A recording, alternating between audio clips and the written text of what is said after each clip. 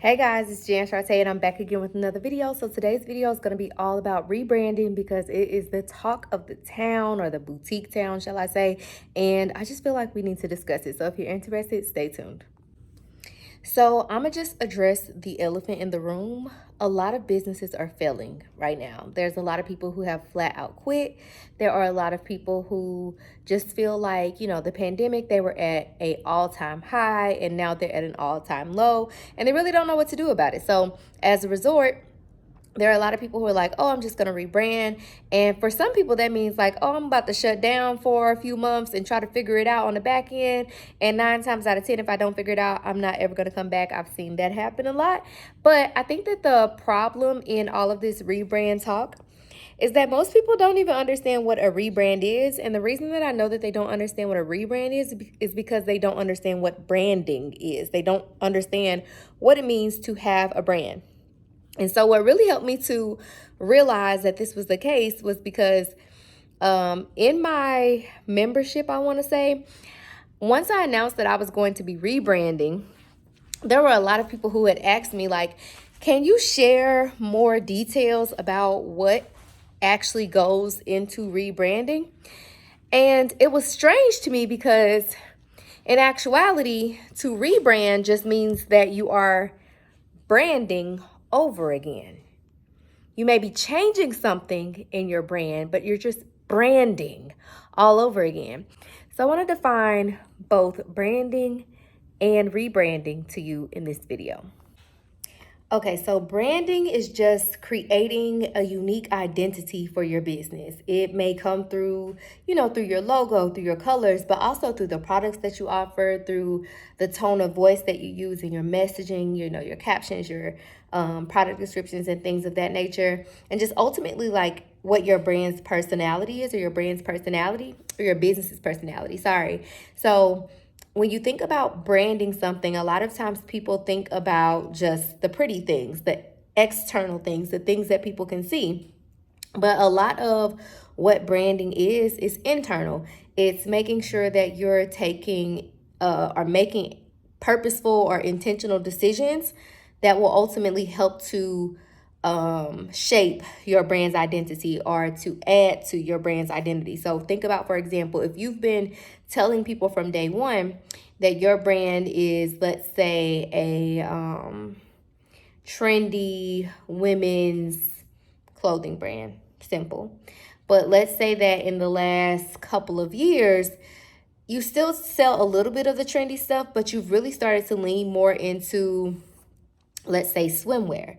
So in all actuality, to the large majority of consumers, they may see your brand as a swimwear brand. And if you look at your analytics and your data, it may make sense for your brand to just be a swimwear brand and not be called, or, that you be trying to shape your brand to be a trendy women's wear business. If it's swimwear that's leading the pack, let it be swimwear, right? So again, branding is just creating a unique identity for your business. Rebranding is just revisiting the initial identity and making sure that, or not even making sure, but like deciding what you want to shift, change, or alter about the existing identity.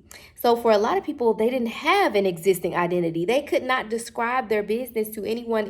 If someone walked up to them with $100 and said, hey, can you describe your business to me in 7 words or less, they would have literally sat there in silence for 30 minutes trying to figure out how to explain it. And that's a problem. But when you think about rebranding, essentially what you're saying is that my business had an identity and now I'm revisiting that identity to see what we can shift, change, or alter about it to make it better, to better align with our long-term goals, to better serve our audience. Maybe you've, again, looked at your data and you can clearly see what is actually working in your business, or maybe you've grown to really know and understand your audience and you feel very confident that it makes sense for you to go in a different direction.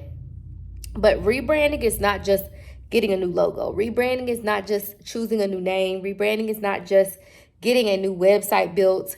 It is truly taking some intentional action and making some purposeful decisions in your business about the direction that you want to go based off of the initial direction that you were going. And so I think it's important that I discuss with you guys why it may be wise for a business to rebrand. So sometimes businesses rebrand because, as we stated, you looked at your analytics and you can clearly see that what you thought was working is not working anymore, or what you thought was working isn't working as well as you actually thought. So sometimes it makes sense to rebrand because of like competitive advantage or like market conditions and things of that nature. For example, last year, one of my like top vendors that I was working with completely shifted their business model, was shifted mine because I was reliant on them for, a specific type of product. And when they decided to switch, not to say that I had to switch because they had to switch, but more so I had to pivot and really lean on the data and analytics in my business to be able to continue to make smart decisions. And so with that in mind, it's been maybe like 8 months or so since I really had to start, doing that shift. And through those 8 months, I really gained a better understanding of my business and my customer and what I want my business to be in the long term. And that really helped me to come to the decision that I wanted to rebrand, because now I understand not necessarily that the business didn't work before. The business worked amazingly, but I want to refresh it. I want to reposition my brand. I'll talk about positioning in a second. And just basically like rejuvenate it, because not to say it died or anything like that, but like it's boring to me personally. And I really just want to recenter it and reframe it in my audience's mind. And that is why I'm rebranding. I'm not rebranding because I just want something pretty, you know? So let's talk a little bit about positioning, brand positioning, and things of that nature, because that's important. So brand positioning is obviously an element of branding. It's basically you creating your business in a way, or taking action in your business in a way that helps to shape consumer perception. So for example, let's say that every single day you show up on Instagram and you post about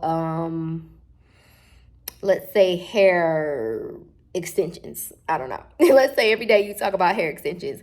So naturally, the people who follow you and the people who engage with your content are going to believe that either you're a hair extension company, or that the person running the business is a hair extension expert. They're going to believe that something about this brand is tied to hair extensions, right? But if, for the next 6 months, you talk about office attire or like workwear, now you potentially attract a brand new audience. Maybe you keep some of your audience, maybe, but you potentially attract a new audience, and you're positioning your brand to shape consumers' perception in a specific direction.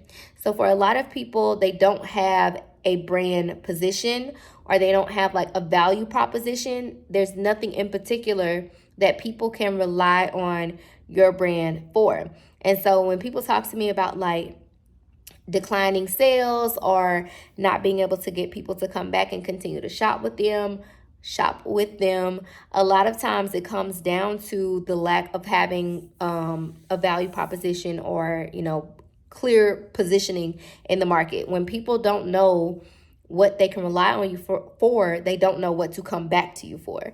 So I think about, for example, the people who do sell like just trendy clothes, and you're trying to compete with a brand like Fashion Nova or Zara, things of that nature. It's nearly impossible for you to do that, because that works for them because they can keep up with like the demand, and more so they're able to create demand.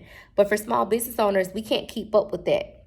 And so it's so much more powerful for you to decide exactly what you want your brand to be known for, not just like this big umbrella thing, like trendy clothing. It could be like trendy dresses or trendy jumpsuits or something. Like there needs to be something more tangible that people can rely on your brand for, so that again, they know why to continue to come back to you. And so when you decide that you're going to rebrand, for example, and again, going back to like not even understanding what rebranding or what branding is, when you say, okay, I'm going to rebrand, it's important that you decide what's going to be your value proposition moving forward. What's going to be the thing that people will be able to rely on your brand for moving forward? What are people going to know your brand for moving forward? So when I talk to or teach brand positioning in my program, I always say that you want to think of it like a file cabinet.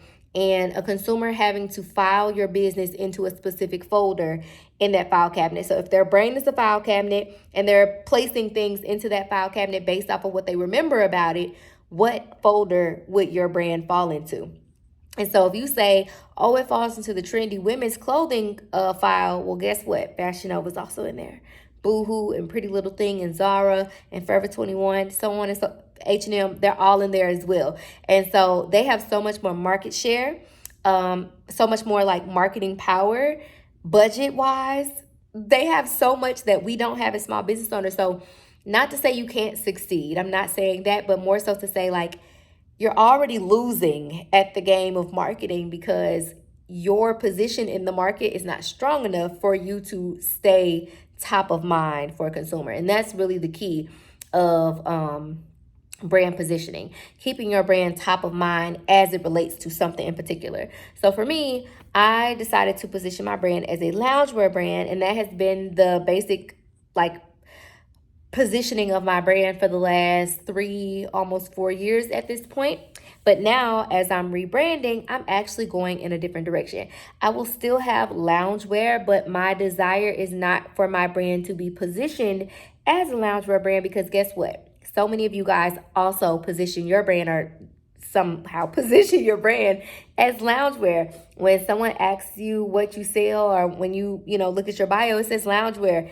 I don't want that to be the case for my business anymore. And so as I started to plan and, strategize what my business was going to be moving forward, one of the big things that I knew that I did not want to continue to be the case was for people to describe my business as a loungewear business. And so that also means that I had to decide what I do want them to describe, how I want them to describe my business, and what folder in the file cabinet I now want my brand to fall within. So I wanted to make this video, it's super short. I want to make this video because, again, I keep hearing so many people talking about branding, and in all actuality, like, the word branding means so many different things to different people. A lot of people will define it differently, especially when we're talking to, for example, like a designer versus like a marketing coach or marketing consultant. A lot of times designers lean more heavily into the visual nature of your brand, but in my opinion, a significantly larger part of your ability to build a business and a brand that makes sense is more internal than it is external. It's making sure that you are super clear about who your target audience is and how you want people to see, not visually see your brand, but like how you want them to perceive your brand. There's a statement, I forget whose quote this is. I have no idea. I don't know where I read it, but it says that the consumer's perception is reality. And basically what that means is that it doesn't matter how you describe the business. It doesn't matter how you see your business. It matters how consumers see your business and what they believe to be true about your business. So if they think that it's one thing and you say it's something totally different, in all actuality, what they say it is, it's what it is. And that's not to say that like that's a bad thing, because again, that thing, the way that they describe it may be working. But it's important for you to know how consumers see your brand so that you can lean into that if you so choose to do so. Or if they're seeing it in a way that you don't intend for them to see it, then that means that you need to revisit your branding, okay? So if I could leave you with anything in this video, what I would say is ask your customers, your audience, how they would describe your brand to a stranger. If they had to describe your business in, let's say, 5 words or less, how would they describe it? Ask them, if you had to describe what we sell, how would you describe it? And don't give them a list of bullet points. Don't give them words to choose from. Let them choose for themselves, because that is how I personally really got to understand how consumers saw my brand. And it also helped me to really start building it, almost 4 years ago. So I hope this video was helpful. Again, it's super quick. As always, if you guys need any help, if you have questions, drop them in the comments. Make sure you like, comment, and subscribe to my channel if you're new here. And I'll leave links to all the things I mentioned in this video, my membership and my program. And that's all I got for you guys. So I hope you enjoyed this video, and I'll see you guys later. Bye.